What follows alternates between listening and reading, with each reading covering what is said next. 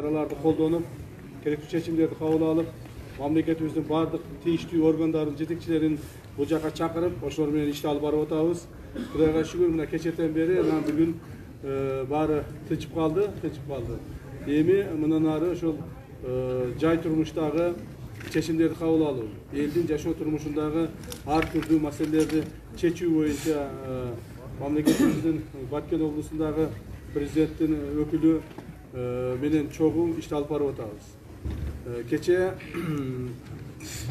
men kelgenden keyin эле эртең менен келгенден кийин бул биз тараптан президенттин өкүлүн коргоо министрлигинин орун басарын, ички иштер министринин орун басарын, министр МЧС жана башка жергиликтүү облустук күч структуранын жетекчилери менен биргеликте Komşu Tacik Respublikası'nın жетекчилери менен жолуктук. Ал жактан тажиктер тараптан ГКМБ'нын биринчи орун басары, Пагран службанын башчысы, ГКМБ'нын орун басары, Саки облусунун губернатору жана башка бардык жетекчилер келди. Ошолор менен жолугушууда биз кечеки болуп өткөн конфликттин боюнча 4 чечим кабыл алдык. Биринчиси ошол конфликтти иликтөө эмне үчүн болуп чыкты, кайдан келип чыкты, эмне провокаторлор болду, ошолор боюнча иликтөө боюнча комиссия түзүлдү. Комиссиянын башында биз тараптан президенттин өкүлү, алар тараптан губернатору болду, жана башка тийиштүү орган жетекчилери ошол киришти. Экинчиден, ошол конфликт болгон маалда ысчуу болуп чыгып кеткен адамдарды кайра үйлөрүнө кайтарып, ошолорго жардам берүү маселеси каралган. Ал маселелер бүгүнгө чейин каралып чечилип атат. Чоң бир маселе келип калышты.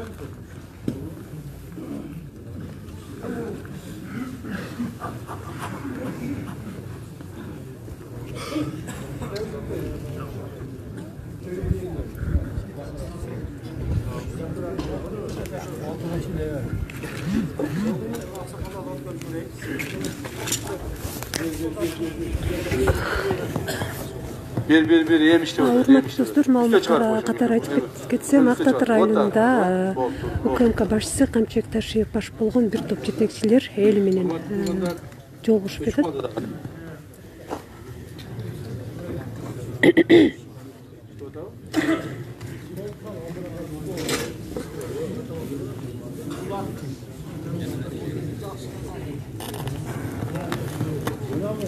Ошо кнопканы басып тур колуң менен. Урматтуу туугандар, мына экинчи бир маселе ошол жана конфликт болгон маалда качып чыккандар боюнча маселени карадык. Үчүнчү маселе эң негизги маселелердин бири ошол конфликт болгон маалда границага жакын алып келген бардык күч структураларды өз ордуларына кайтаруу. Biz ошол боюнча маселелерди карап, тажик тарап менен чечтик жана ошол маселелерди 2 күнөн бир аткарып атабыз. Бирок кечинде маган байланышка чыгып, ошол тажик тараптан Тажикстандын улуттук коопсуздук мамлекеттик комитетинин төрагасы Ятимов чыгып жолугушууну суранды. Ал киши дагы мамлекеттик демаркациялоо комиссиясынын төрагасы болуп эсептелет. Ошондуктан ал киши менен бүгүн дагы саат 11-де мен жолуктум.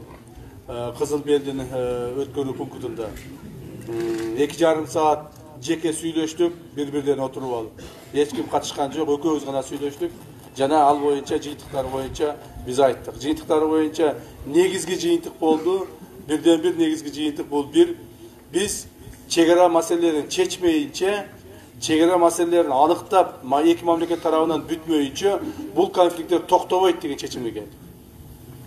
Сөзсүз түрдө кыйын болсо дагы, ар түрдүү провокациялар болсо дагы, ар түрдүү оор иштер болсо дагы ошолор жасашыбыз керек дагы, тез аранын ичинде чек ара маселелерин чечишибиз керек деген жыйынтыкка келдик.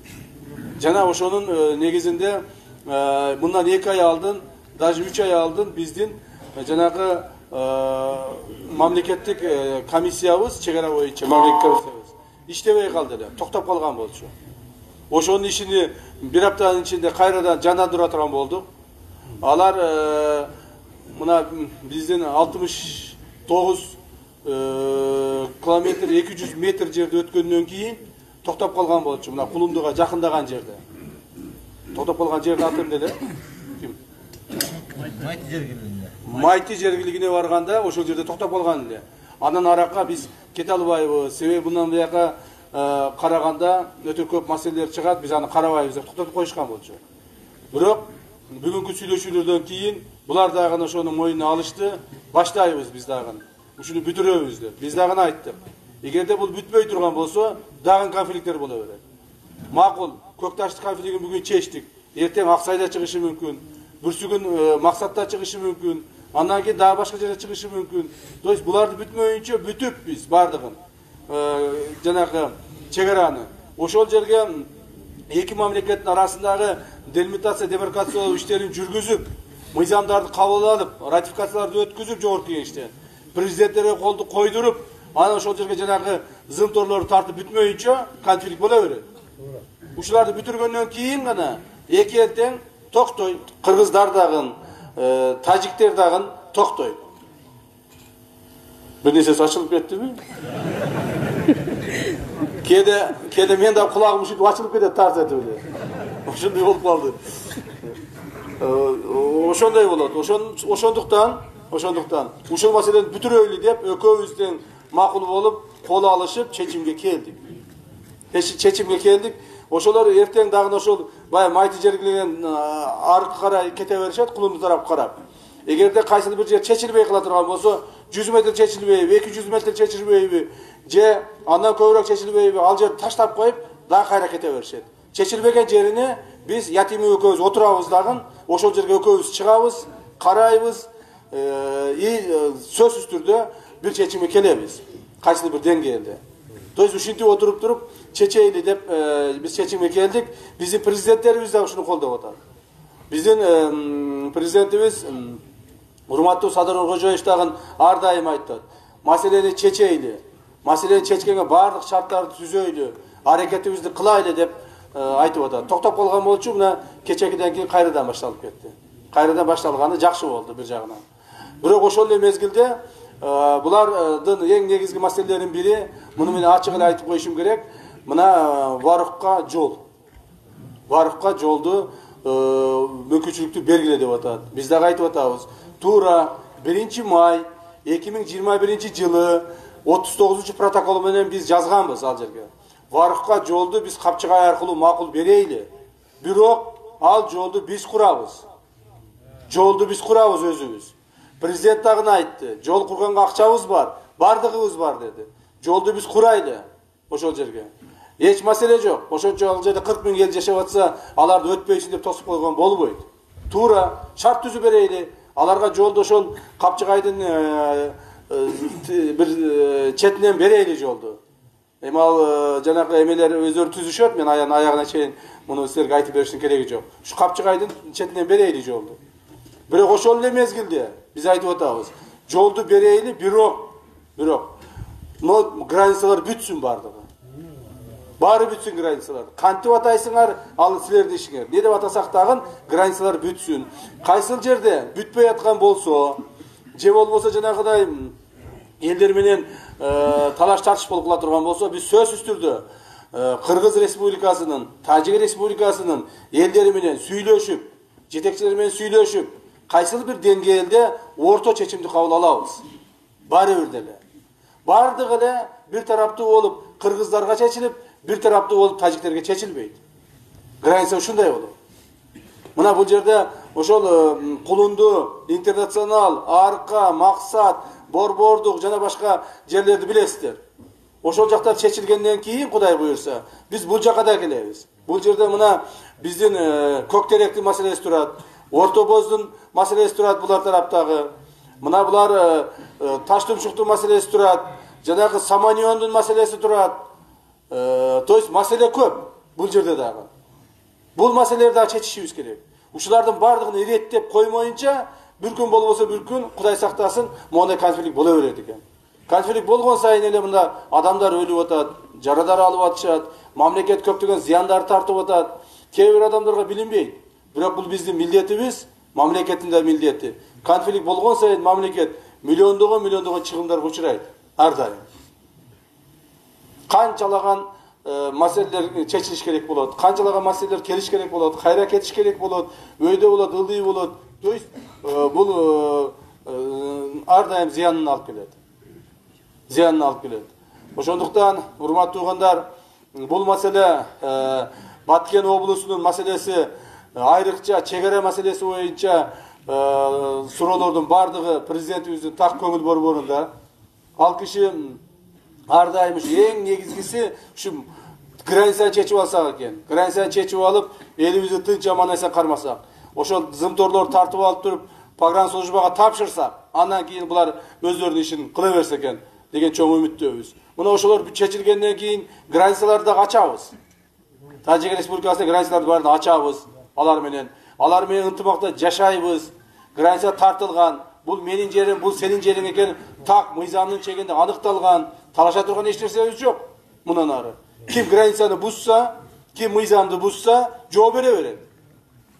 Азыркыдай бул менин жерим, бул сенин жериң эле деп бири-бириз менен талашпай калабыз. Ошондо мына бул постторду ачабыз.